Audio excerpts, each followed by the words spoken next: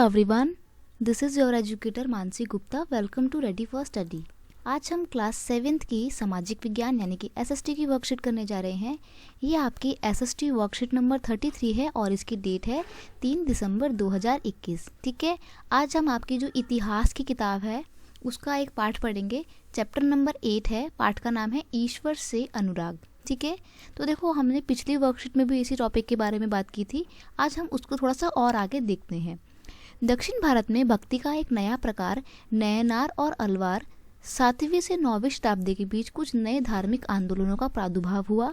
इन आंदोलनों का नेतृत्व नयानार और अलवार संतों ने किया। अब देखो, नयानार और अलवार कौन कौन थे। नयानार वो लोग थे जो शैव संत कहलाते थे और ये लोग भगवान शिव जी की पूजा करते थे। ठीक है, और बात की जाए अगर अलवार की तो ये वैष्णव संत थे और ये भगवान विष्णु जी की पूजा करते थे।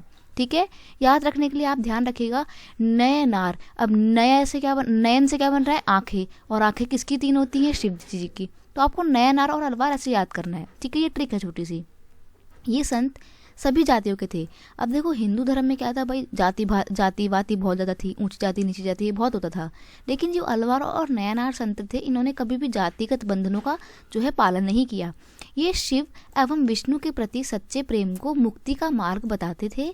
इन्होंने संगम साहित्य, तमिल साहित्य का प्राचीनतम उदाहरण और सामान्यतः सन यानी ईसवी सन के प्रारंभिक शताब्दी में रचा गया। अब देखो ये संगम साहित्य क्या है, तमिल का एक बहुत ही खास साहित्य है। तमिल का यानी कि दक्षिण भारत का काफ़ी सारा इतिहास जो है इस साहित्य के आधार पर लिखा जाता है। ठीक है, इसमें उन्होंने संगम साहित्य में समाहित प्यार और शूरवीरता के आदर्शों को अपनाकर भक्ति के मूल्यों में उनका समावेश किया।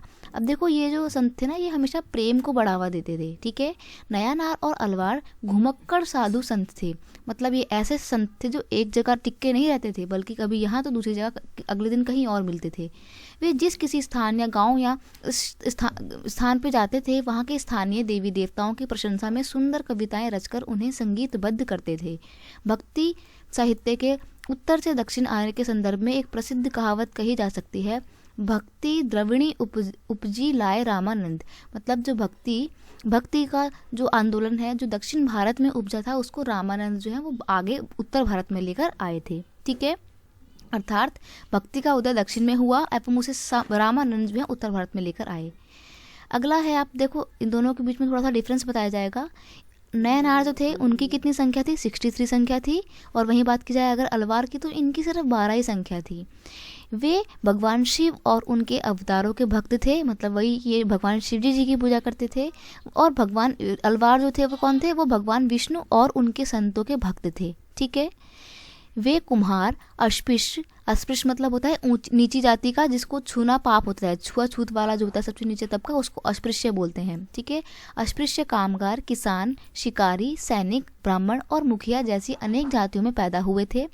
अलवार जो है वो कौन थे, वो भी भिन्न भिन्न पृष्ठभूमि से आए हुए थे। ठीक है, सर्वाधिक प्रसिद्ध नयनार थे अप्पार, संबंदर, सुद्रार और मणिकवा सागर। ठीक है, ये आपको नाम थोड़े याद करने पड़ेंगे, कॉम्प्लिकेटेड है, पर ये प्रमुख नयनार संतों के नाम हैं। ठीक है, यहाँ पर आपके कौन कौन थे प्रमुख अलवार संत थे, पेरियार अलवार, उनकी पुत्री अंडाल, टोडर डिप्पोडी अलवार और नम्मालवार।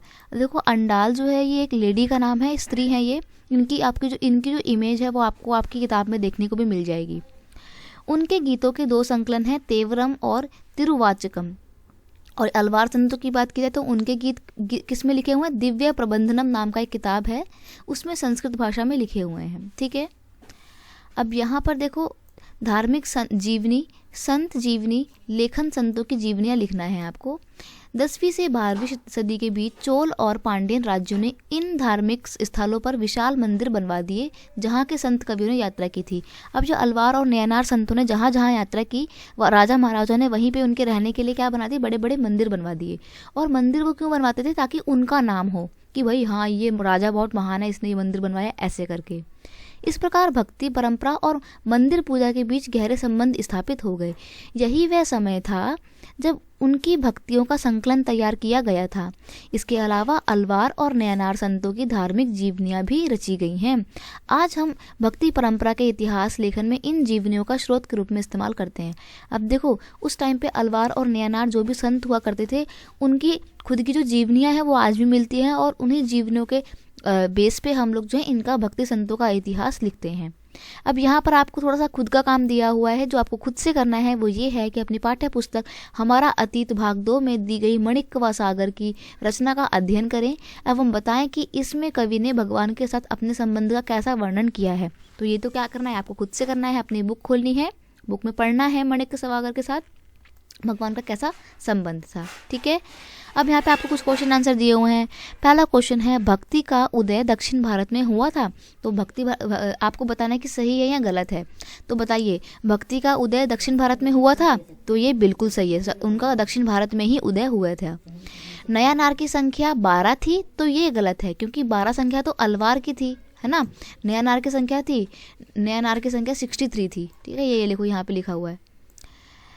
आगे है आपका, अलवार भगवान विष्णु के भक्त थे। तो ये बिल्कुल सही है, क्योंकि मैंने आपको बताया ना, नयनार जिनके नयन होते हैं, और नयन किसके होते हैं, भगवान शिव के 3 नयन होते हैं, तो वो भगवान शिव के भक्त होते हैं। और अगर अलवार की बात करें तो अलवार विष्णु के भक्त हो गए। ठीक है, तो बस ये आपका वर्कशीट इतना था। आई होप आपको ये वीडियो पसंद आया होगा। अगर आपको ये वीडियो अच्छा लगता है तो प्लीज़ इसे अपने दोस्तों के साथ शेयर कीजिए, वीडियो को लाइक कीजिए और कमेंट करके मुझे भी बताना कि वीडियो कैसा लगा। चैनल पर नहीं तो सब्सक्राइब करना मत भूलना। मिलते हैं नेक्स्ट वीडियो में नेक्स्ट वर्कशीट के साथ। तब तक के लिए thank you so much, bye bye.